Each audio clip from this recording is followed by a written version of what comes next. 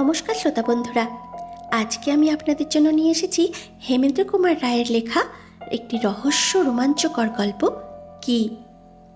এই গল্পটি আশা করি আপনাদের সকলের খুব ভালো লাগবে। একটা অদ্ভুত রকমের গল্প এটি। তাহলে শুনতে থাকুন কি। লোকে বলতো 28 নম্বর হরিবোস স্ট্রিটে যারা বাস করে তাদের সবাই মানুষ নয়, কিন্তু আমি মানুষ, এবং ওই মেষ বাড়িতে আর যাদের সঙ্গে বাস করছি তারাও আমার মতনই মানুষ। এর ওর তার কাছে জিজ্ঞাসা করেও সন্দেহজনক কিছু বেশি জানতে পারিনি। রাত্রে মাঝে মাঝে নাকি কোনো কোনো ঘরের দরজা অকারণে খুলে যায়, সিঁড়ির উপরে কাদের পায়ের শব্দ হয়, অন্ধকারে কারা যেন ফিস ফিস করে কথা কয়। এসব কার কীর্তি মেষের অন্যান্য লোকেরা জোর করে কিছুই বলতে পারল না। বাজে ভ্রম হতে পারে, কারণ কেউ চোখে কিছুই দেখেনি। তবু সেদিন রাতে ঘরের আলো নিভিয়ে যখন বিছানায় গিয়ে আশ্রয় নিল, তখন বুকের কাছটা কেমন যেন ছ্যাঁত ছ্যাঁত করতে লাগলো।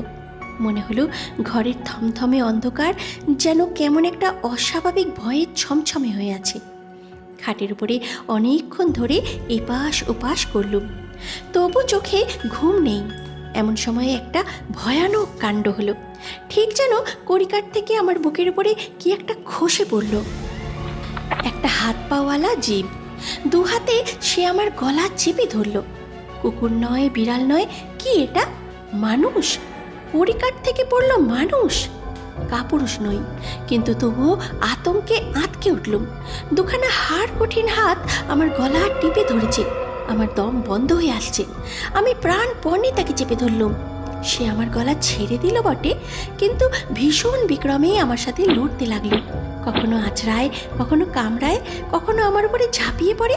অনুভবে বুঝলুম জীবটা একেবারে উলঙ্গ। সবাই জানে আমি খুব বলবান ব্যক্তি, কিন্তু সেই অজানা জীবটাকে কায়দায় আনতে গিয়ে আমার প্রাণ যেন বেরিয়ে যাবার মতো হলো। অনেকক্ষণ জোজাজুচির পর আমি যখন প্রায় কাবু হয়ে পড়েছি, তখন টের পেলাম যে সেও ফোঁস করে বেজায় হাঁপাচ্ছে।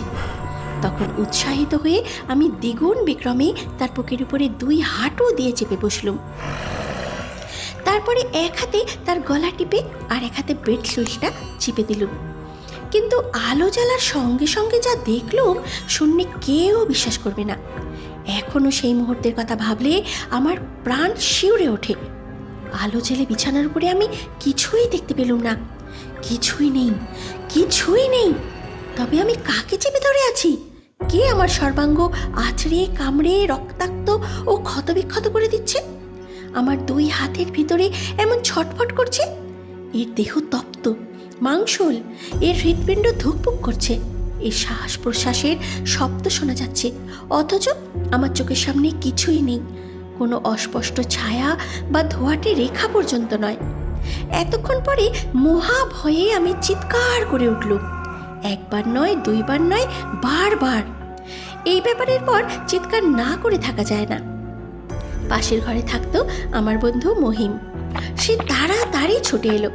আমার মুখ নিশ্চয়ই ভয়ে সাদা হয়ে গিয়েছিল, কারণ ঘরে ঢুকেই সে বলে উঠল, নবীন, নবীন, ব্যাপার কি? তুমি ওই রকম হয়ে আছো কেন? মহিম, কে আমাকে যেন আক্রমণ করেছে। আমি একে চেপে ধরে আছি, কিন্তু আমি একে দেখতে পাচ্ছি না। হো হো করে কারা যেন হেসে উঠল। ফিরে দেখি আমার চিৎকারে মেষের সবাই ঘরের ভিতরে ছুটে এসেছে। আমার কথা শুনে তারাই হাসছে। তারা ঠাউরেছে আমার মাথা হঠাৎ বিগড়ে গেছে। মহিম বলল, নবীন, আজকে তুমি সিদ্ধি টিদ্ধি কিছু খেয়েছ? আমি সকাতরে বললুম, দোহাই তোমার, আমার কথা বিশ্বাস করো।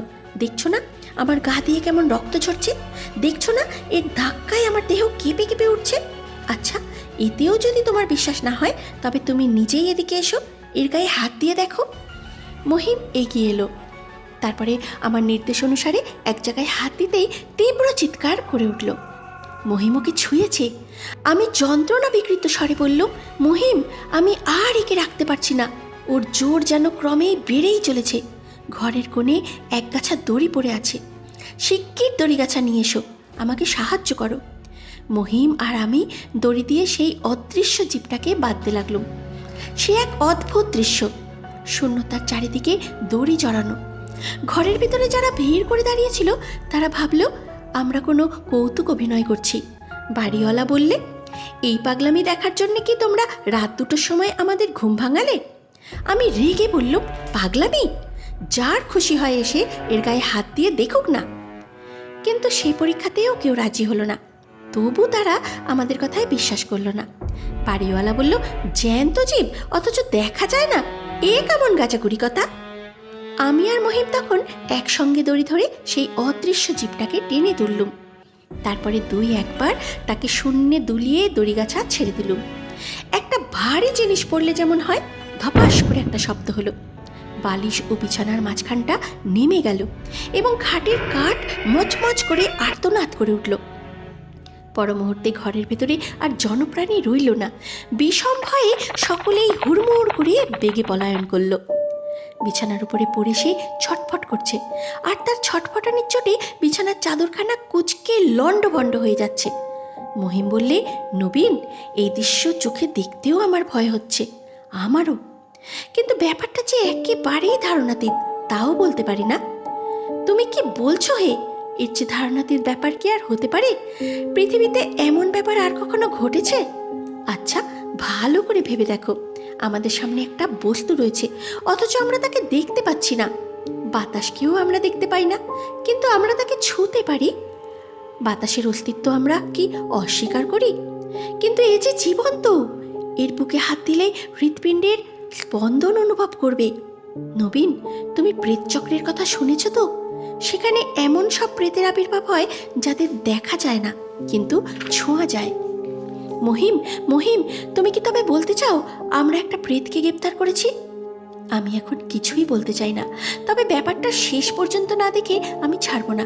দেখো, বিছানা আর তোলপাড় হচ্ছে না, নিঃশ্বাসের শব্দও হচ্ছে আস্তে আস্তে। বন্দি বোধহয় ঘুমোচ্ছে। সেই রাত্রে কিন্তু আর আমাদের ঘুম হলো না। এরপরেও কি কারোর চোখে ঘুম আসে? পরের দিন সকালবেলায় আমাদের মেষবাড়ির সামনে শহর যেন ভেঙে পড়ল। সকলেরই মুখে এক জিজ্ঞাসা, যাকে আমরা পাকড়াও করেছি সেটা কি? কিন্তু যা কিছু প্রশ্ন হচ্ছে সবই ঘরের বাইরে থেকে। ঘরের ভিতরে ভরসা করে কেউ পা বাড়াচ্ছে না। তার আকার কিরকম সেটা জানবার জন্য মন ব্যস্ত হয়ে উঠল। সাবধানে পাছে কামড়ে দেয়। তার গায়ে হাত বুলিয়ে যা বুঝেছি, মানুষের মতো। নাক, চোখ, মুখ, মাথায় চুল নেই, আর পাও মানুষের মতো। লম্বায় 13-14 বছর বয়সের বালকের মতো। পরের দিন সন্ধ্যের আগেই মেসের সমস্ত ভাড়াটে তল্পিতল্পা গুটিয়ে সরে পড়ল। বাড়িওয়ালা এসে বলল, ও আপদকে আমি আমার বাড়িতে রাখবো না, তোমরা যদি রাখতে চাও তো আমি তোমাদের নামে নালিশ করব। আমি বললাম, ইচ্ছে করলেই তুমি একে বিদায় করতে পারো, আমাদের কোনো আপত্তি নেই। কিন্তু তাকে বিদায় করতে রাজি আছে টাকার লোভ দেখিয়েও এমন লোক খুঁজে পাওয়া গেল না। সেইখানে বন্দি হয়ে সে দিনের পর দিন ধরফর করতে লাগলো। হপ্তাখানেক পরে মহিম একদিন হঠাৎ বলল, আমাদের বন্দির চেহারা কীরকম তা জানবার এক উপায় আমি আবিষ্কার করেছি। কি উপায়? ওর দেহ যখন স্পর্শ করা যায় তখন প্যারিস প্লাস্টার দিয়ে অনায়াসেই ওর ছাঁচ তোলা চলবে। ঠিক বলেছ, কিন্তু সেই সময় ও যদি ছটফট করে তাহলে তো ছাঁচ উঠবে না। নবীন, তুমি তো ডাক্তারি শিখছো, ওকে ক্লোরফর্ম দিয়ে তুমি তো খুব সহজেই অজ্ঞান করে ফেলতে পারো। তাহলে ছাঁচ তুলতে আর কিছুই বাধা হবে না। মহিমের বুদ্ধি খুব সাপ, তারই কথা মতো কাজ করা গেল। ছাঁচও উঠল। উফ, সে কি বিদঘুটে চেহারা! মানুষের মতন গড়ন বটে, কিন্তু কি ভয়ানক মূর্তি। চোখ দুটো গোল ভাটার মতো, নাকটা ছুঁচলো ও বাঁকা, ঠোঁট পুরু পুরু ও উল্টানো, দাঁতগুলো বড় বড়, হিংস্র জানোয়ারের মতো, ঠিক যেন পিশাচের মুখ। যেন মানুষের রক্ত মাংস খাওয়াই তার অভ্যাস। এখন এই ভয়াবহ জীবকে নিয়ে কি করা যায়? একে বাড়ির ভিতরেও রাখা চলবে না, ছেড়ে দেওয়াও অসম্ভব। ছাড়া পেলে এ পৃথিবীর কত মানুষের ঘাড় মটকাবে তা কে বলতে পারে। তবে কি করব আমরা? একে হত্যা করে সকল আপদ বিপদ চুকিয়ে দেব? না, তাও সম্ভব নয়। এর গড়ন যে মানুষের মতো। প্রতিদিনই এসব কথা আমাদের মনে হয়। সেই অদ্ভুত অদৃশ্য জীবের খাদ্য যে কি তাও বোঝা গেল না। সকল রকম খাবারই তার সামনে রেখে দিই, কিন্তু সে কিছুই ছোঁয় না। 15 দিন কেটে গেল। তবুও অনাহারে সে মরল না। তখনও ছাড়ান পাবার জন্যে সে গড়াগড়ি দিয়ে ও ছটফট করে সারা বিছানা তোলপাড় করে তুলছে। কিন্তু তারপরে ধীরে ধীরে তার ছটফটানি কমে এলো। 20 দিন পরে দেখা গেল তার হৃৎপিণ্ডের গতি বন্ধ হয়ে গেছে। হাত দিয়ে বুঝলুম তার দেহ কঠিন, আড়ষ্ট ও ঠান্ডা। সে মরেছে, কিন্তু কি সে? এ কি সেই অদৃশ্য জগতের কেউ, যেই জগতের বাসিন্দারা মানুষকে রাত্রে এসে ভয় দেখায় এবং আমরা যাদের প্রেত বলে মনে করি?